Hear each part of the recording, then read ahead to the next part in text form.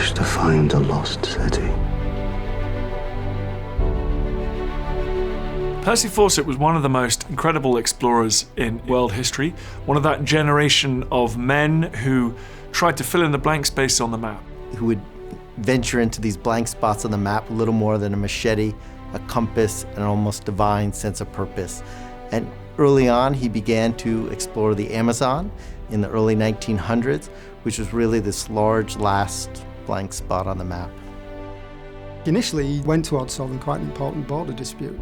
The border between Brazil and Bolivia was, I think, written down on paper, but there was much dispute about where it actually physically was. So he was tasked by the Royal Geographical Society. And so explorers were needed to get out on the ground, pound the earth and work out what was where, and keep that business of auditing what is on this planet. The environment's brutally difficult. Terrible disease, murderous savages. The journey may well mean your life. The idea of doing what these Victorian and Edwardian people did is mind-blowing. They didn't know where they were going.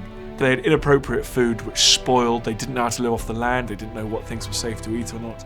And they were beset by diseases. And then the mental trauma, the emotional trauma of actually burying your friends, your companions along the way. On these expeditions, people died on the way. And that's something that I think if we go on little adventures nowadays, we can't even understand. Amigo! Amigo! Amigo! But the weird thing about Percy Fawcett is I'd never heard of him. And I love the history of exploration.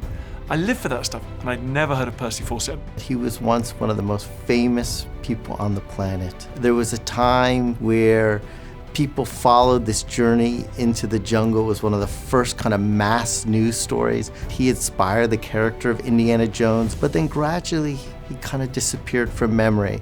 And I think one of the reasons he disappeared from memory was because there was kind of an assumption that, well, did he actually discover anything? And now we're learning today is, in fact, there really are these ancient ruins in the very place where he was looking. And then, in fact, in many ways, he was right and he was prophetic. What's great about this film is it strikes me as it's a wonderful film. It's very accessible. Anyone will enjoy it. And also it remains true to David Grant's book, which is a phenomenal work of history, and it's an amazing story. Some of the depictions of his initiating first contact with previously uncontacted tribes in the Amazonian basin, I think that was a brilliant depiction of exploration in an era which just seizes the imagination. I call it Z, and we must find it!